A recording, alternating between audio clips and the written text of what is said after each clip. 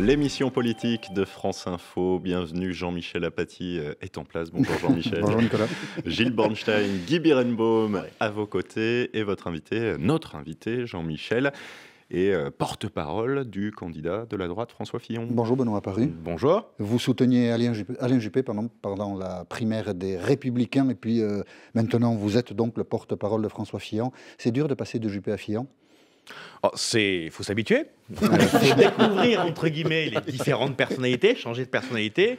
Et puis, finalement, quand on regarde le contenu réel des programmes, comme on l'avait évoqué entre les deux tours, on avait 80% de points d'accord, 20% de points de désaccord. Et c'est vrai que pendant la primaire, on s'est plutôt concentré pendant quelques mois sur les 20 points de désaccord un peu la règle du que jeu, sur les 80% de points d'accord. Mhm. Il n'en demeure pas moins que la matrice économique et sociale des différents projets de la droite et du centre était quand même très similaire. Sans entrer dans des considérations psychologiques trop significatives, c'est quoi la différence entre les deux personnalités, Juppé et Fillon?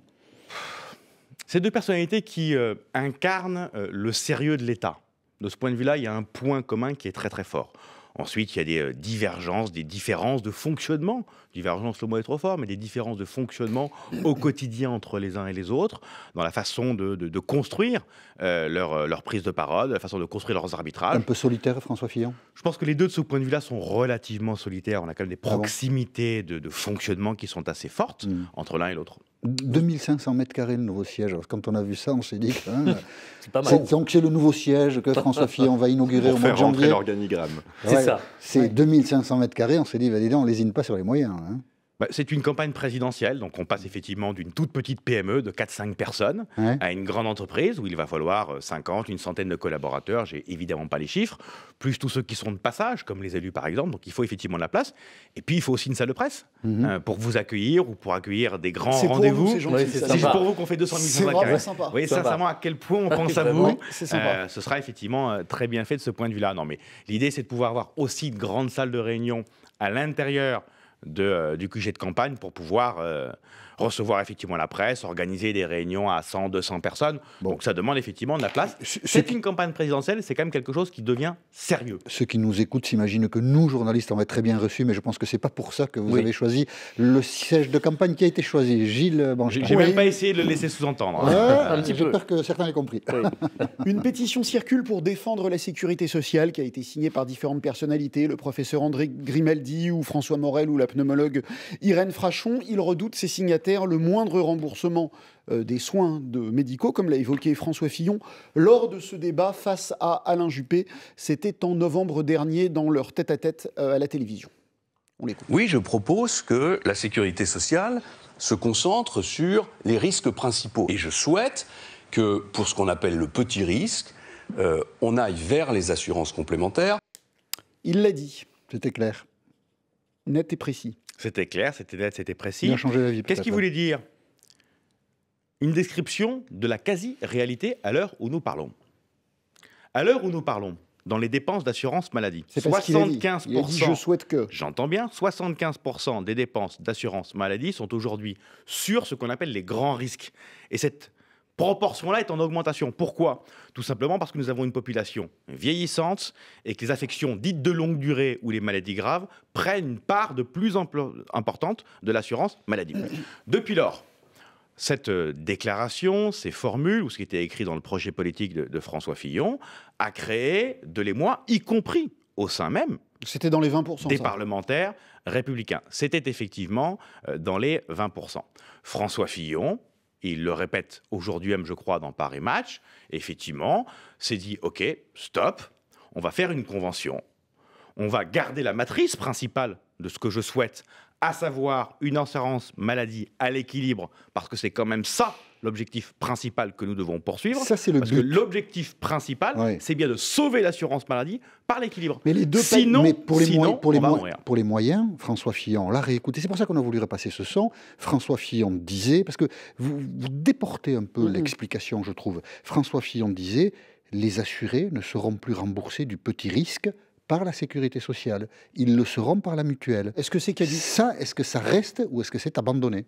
Premier point, arrêtons de nous bercer d'illusions. La réalité aujourd'hui, c'est que nous avons en ce moment, à l'heure où nous parlons, avec ce gouvernement, comme les précédents, effectivement, une direction où l'assurance maladie se concentre de plus en plus Mais sur les c'est risques faux, Benoît essentiels. Apparu.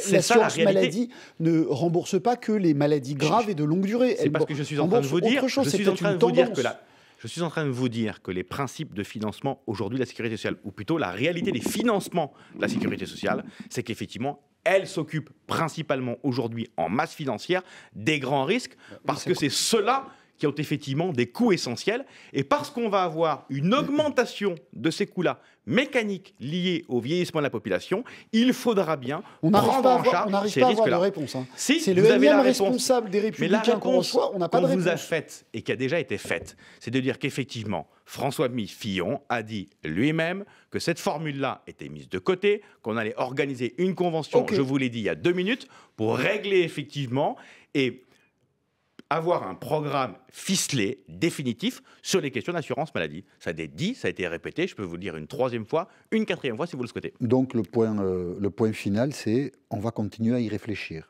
Le point Ce qui final, c'est contredit qu'on un a peu le un discours- objectif Qui qui a contredit été un peu le fixé. discours de François Fillon. J'ai travaillé pendant 2 ans à mon projet. J'y ai pensé jusque dans ses moindres détails et le voilà. Ben non.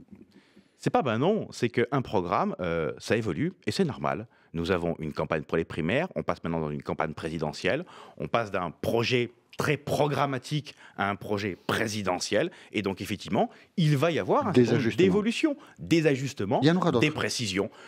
Il y en aura sûrement d'autres, bien évidemment. D'accord. Mais là encore, la matrice principale du projet de François Fillon, la majeure du projet de François Fillon, c'était quoi?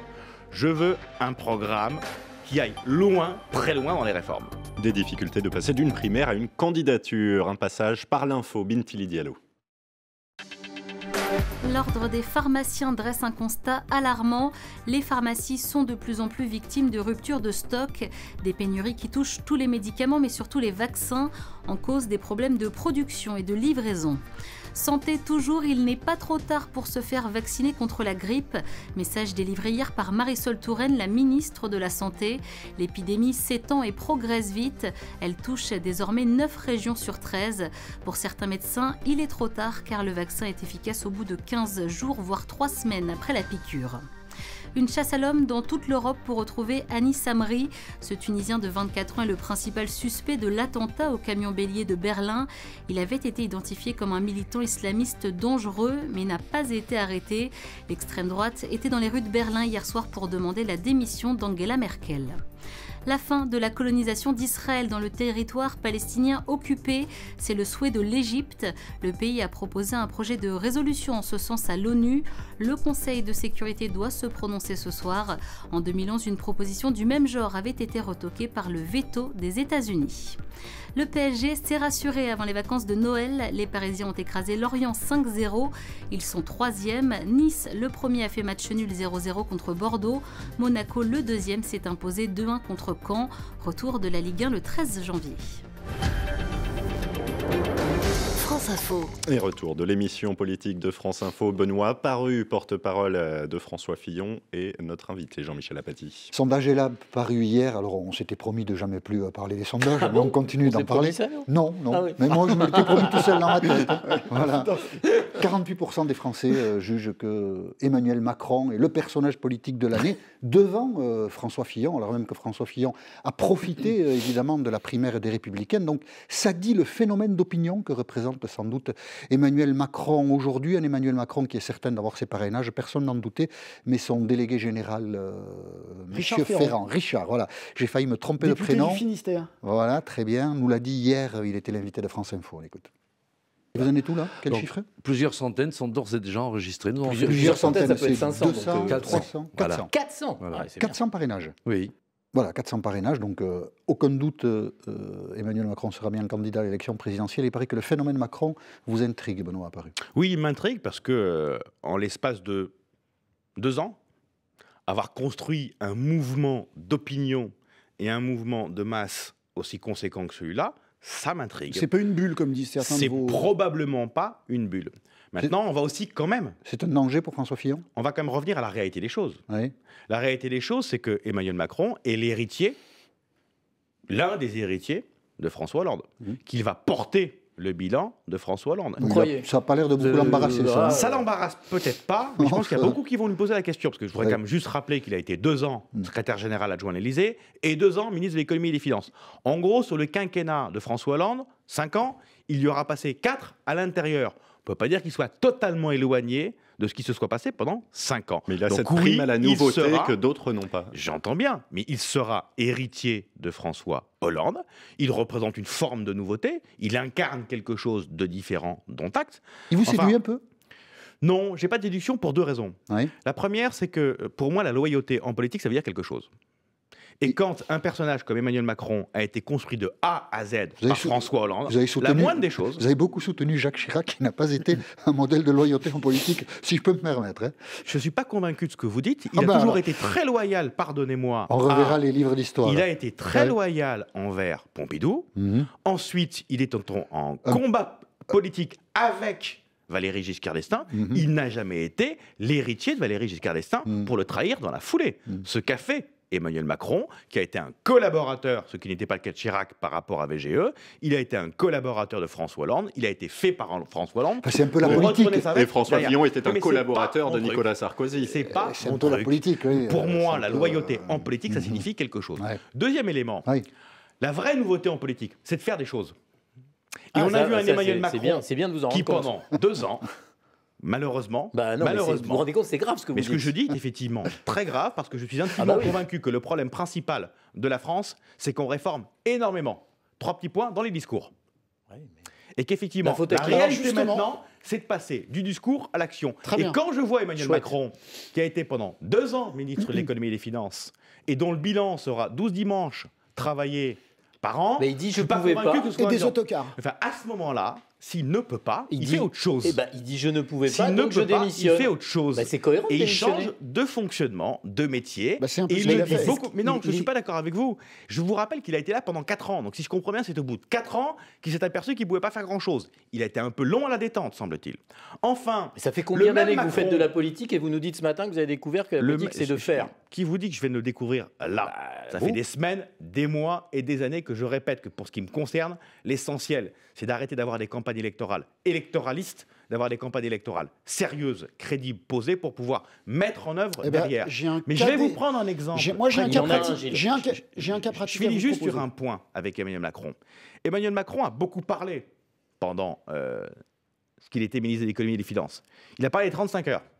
C'était pas bien. Maintenant, il ne faut plus les réformer. Il a parlé de l'ISF. C'était pas bien. Maintenant, il ne faut plus le budget. On croit lequel, Emmanuel Macron? Celui qui parlait sans faire quand il était ministre de l'économie et des finances, ou celui qui, aujourd'hui, nous dit sur des sujets aussi importants que le temps de travail ou la fiscalité du patrimoine, l'inverse de ce qu'il disait, il y a 6 mois. Il y a un moment, un minimum de cohérence intellectuelle, ça ne fait pas de mal. Eh bien, dans le même ordre d'idée, on va vous proposer un petit test. François Fillon a proposé 500 000 fonctionnaires de moins, et voilà ce que vous en disiez sur LCI. Les fameux 500 000 fonctionnaires. Voilà la mesure qui est la pierre angulaire de son programme économique. De son programme de réduction des déficits. Eh bien, c'est pas possible. Et voilà ce que vous en dites maintenant sur BFM. C'est pas possible.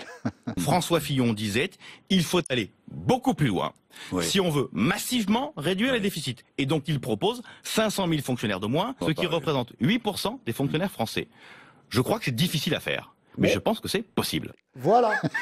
Alors c'est impossible ou c'est possible? Comment on fait la campagne, les campagnes, c'est quoi tout ça? Elle est bien la question de Gilles Banchet. Là encore, comme on l'évoquait tout à l'heure, au but. Le but, c'est quoi?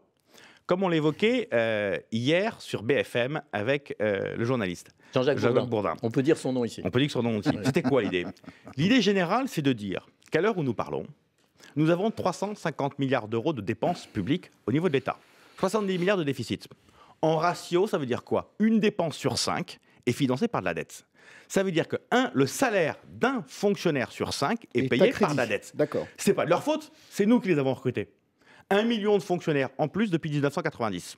J'ai pas le sentiment qu'en 90, la France ait été particulièrement sous-administrée. Donc, il y avait un il faut réduire le nombre de fonctionnaires. C'est quand même ça. Mais est-ce que 500 000, ça fait partie de ces campagnes, de ce qu'on dit pendant les campagnes? 500 000 fonctionnaires. Ce que vous disiez vous-même sur LCI. 500 000 fonctionnaires de moins, comme je l'évoquais hier sur BFM, ça me paraît effectivement difficile. Mais pour les possible. raisons que j'ai évoquées, à savoir que quand vous avez 600 000 départs en retraite et 600 000 départs de contractuels, ça fait 1,2 million de départs. Faire le 500 000 de ce point de vue-là est possible. Techniquement, c'est possible. Ce sera difficile. Maintenant, il faudra tout l'engagement qu'a proposé François Fillon pendant sa campagne électorale pour le faire. Mais c'est souhaitable? Je pense que c'est souhaitable. Parce que l'objectif, oui. L'objectif, là encore, je reviens sur le chiffre. Mais c'est souhaitable, ça va, parce qu'on ne va pas toucher à la police. C'est un engagement de François Fillon. Sûrement pas à l'armée, c'est pas possible. Toutes les fonctions dites régaliennes, police, justice, armée. Sans doute pas à l'hôpital, parce que les infirmières, elles ont déjà assez de travail. Ça va être compliqué dans l'enseignement, donc on ne voit pas bien. Hein. Je ne sais pas si vous voyez, mais nous, on ne voit pas. Hein. Il y a 2 éléments qu'il faut avoir en tête complémentaires par rapport à ça. Les 500 000 fonctionnaires, quand on regarde le temps de travail que ça représente, et que François Fillon propose de passer de 35 heures à 39 heures sur le temps de travail les policiers vont travailler plus. Ça veut dire qu'effectivement, de ce point de vue-là, ça compense les policiers la vont travailler réduction. Plus. Les policiers Il faudra vont travailler effectivement que négociation service par service, on regarde. Aujourd'hui, par exemple, le temps de travail d'un enseignant, c'est 18 heures. Donc les policiers vont travailler ils vont pas passer évidemment 18 heures, 19 heures. Enfin, 18 heures, c'est pas un temps de travail hebdomadaire. Le temps de présence en classe, c'est pas pareil. Le temps de travail officiel, c'est 15 heures pour un temps de agrégé, cours. 18 heures pour un certifié, 26 heures pour un professeur des Vous écoles. savez bien que Ça, c'est le temps de travail de présence scolaire. Il n'y a pas que ça. Bien évidemment, il y a du travail à la maison pour les enseignants qui font qu'ils ont un temps de travail qui est difficile à calculer. Mais ce que je voulais dire par là, c'est qu'on ne passera pas un certifié de 18 heures à 39 heures. Donc il y aura des négociations effectivement en fonction du type de métier exercé par tel et tel fonctionnaire pour pouvoir monter le temps de travail des fonctionnaires et donc compenser la faiblesse des recrutements qui seront organisés. Vous ne bougez pas, Benoît Apparu. On revient dans un instant. Après l'info à 8h50. Bintili Diallo. Des panneaux solaires collés sur le bitume pour alimenter le réseau de contribution électrique. Ça s'appelle une route solaire. Le premier kilomètre est inauguré ce matin en Normandie par Ségolène Royal. La ministre de l'Environnement veut créer 1000 km de routes capables de produire de l'électricité. Un mandat européen et 100 000 € de récompense pour retrouver Anis Samri. Ce Tunisien de 24 ans est le principal suspect de l'attentat au camion bélier de Berlin. La polémique prend de l'ampleur en Allemagne face au raté des services de renseignement. Anis Samri était identifié comme un militant islamiste dangereux, mais la police n'a jamais réussi à l'arrêter. La pollution aux particules fines s'installe à nouveau dans le bassin grenoblois. La vitesse est limitée à 70 km/h sur les grands axes au lieu de 90 pour la deuxième journée consécutive. L'ONU dit oui à la création d'un groupe de travail chargé d'enquêter sur les crimes de guerre commis en Syrie. Un premier pas avant d'éventuelles poursuites judiciaires. La création d'un tel mécanisme est une ingérence flagrante dans les affaires intérieures d'un État, estime l'ambassadeur syrien. Du monde sur les routes pour les vacances de Noël. C'est orange aujourd'hui en Ile-de-France dans le sens des départs. Demain, drapeau orange partout en France. Ce sera rouge par contre en Ile-de-France. Samedi, ce sera rouge également en Auvergne-Rhône-Alpes. France Info. Benoît Apparu est l'invité de l'émission politique de France Info, porte-parole de François Fillon. Et vous avez une question, Guy Birenbaum. Sur le web, sur Internet et notamment sur les réseaux sociaux, François Fillon, votre candidat, donc, est la cible d'attaque qui le désigne désormais avec des caricatures assez bien faites comme Farid Fillon. On lui met une barbe, un postiche. Alain Juppé a connu la même mésaventure pendant les élections, parce qu'on en parlait à ce moment-là d'Ali Juppé. Est-ce que vous craignez que cette campagne assez organisée coûte de la même façon qu'elle a coûté des voix à Alain Juppé, des voix à François Fillon? Oui, je le crains, parce qu'effectivement, au moment de la campagne des primaires, on a, pour ce qui concerne l'équipe Alain Juppé, totalement sous-estimé cet Ali Juppé et cette campagne sur le web absolument dévastatrice contre Alain Juppé. Pas qu'on l'a sous-estimé, plutôt on a voulu ne pas trop s'en préoccuper pour éviter de la mettre en lumière. La campagne aujourd'hui contre François Fillon de même nature est en train de monter. Il faut effectivement la porter sur la place publique parce que ces types de comportements et de campagnes politiques sont totalement scandaleuses et choquantes. Et comment on lutte contre ça? En vous disant aujourd'hui, comme tous les porte-paroles de François Fillon le feront, comme François Fillon le fera, j'imagine lui-même si on lui pose la question, en disant que ce type, là encore, de campagne politique orchestrée par l'extrême droite et par le Front National sont des campagnes indignes de la vie politique française. On ne fait pas campagne comme ça. Vous mêlez le Front Oui. National à ça? Bien sûr que je mets le Front National avec ça. Vous regardez tous les retweets qui sont faits divers et variés de ces trucs-là. Vous regardez les appartenances politiques des uns et des autres. Et il ne faut pas être très très loin pour comprendre que c'est clairement la fachosphère. Donc, le Front National qui l'organise. Et donc, oui, ce type de comportements politiques qui sont même plus en dessous de la ceinture, où on invente tout et n'importe quoi uniquement pour nuire, sont des comportements politiques choquants, scandaleux dans une démocratie. Il y a une demande récurrente autour de François Fillon. Faites la publicité ou la transparence plutôt des contrats que vous avez passés avec votre société de communication depuis 2012. Dites-nous avec qui vous avez travaillé pour que l'on vérifie. Yannick Jadot, le candidat des écologistes, lit ça notamment à des sociétés russes pour que l'on vérifie votre indépendance, Monsieur Fillon. Là encore, c'est à peu près la même chose. Monsieur Jadot comme Monsieur de Rougy prennent une grenade, la balancent au pied de François Fillon. Ils ne savent rien. Non? Ils ne savent rien. Personne ne Ils sait supposent. Personne ne mais sait rien. C'est quand même fascinant. On est en train de dire, grosso modo, on ne sait pas, mais on considère que par principe, c'est pas bien, parce qu'il y a sûrement des liens, on n'en sait rien, il y a sûrement des liens avec la Russie, expliquez-vous. En gros, par principe, on considère que c'est condamnable. Mais désolé, c'est pas comme ça que ça marche.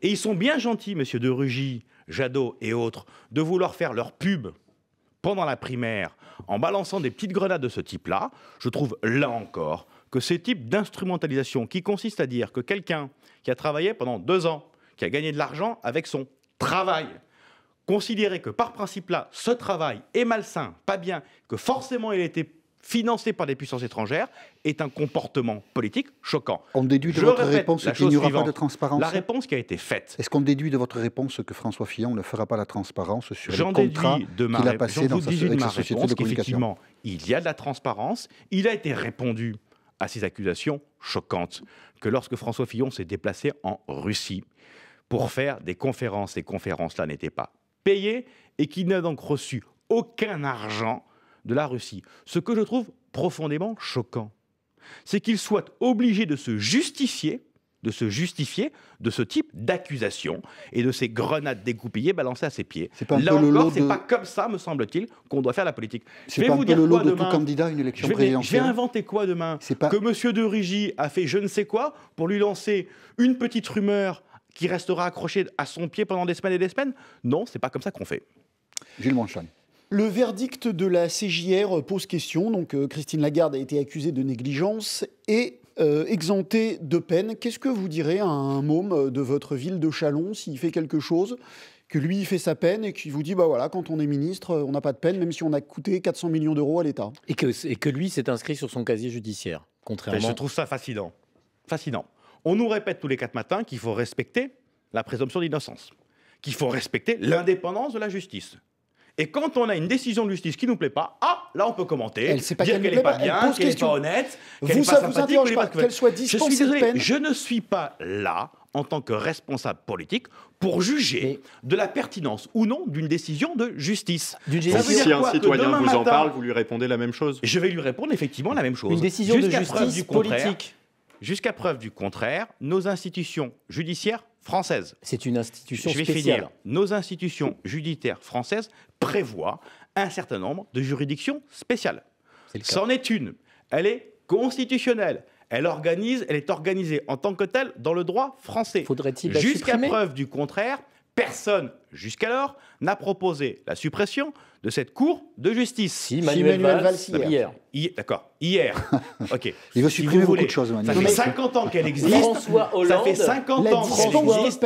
Bien sûr. François Hollande l'a proposé dans ses propositions en 2012. L'a-t-il fait? Réponse non. Mais faudrait-il le là faire encore, je vais y revenir. Là encore, nous ne pouvons pas continuer les uns et les autres à nous renvoyer des principes à la tête sans pouvoir les respecter pendant 5 minutes. Vous avez quand même remarqué le trouble qu'a créé cette décision de justice. Évidemment que j'ai entendu le trouble. Je ne suis pas totalement sourd. Le principe qu'il n'y a pas de justice à deux vitesses, c'est un principe aussi.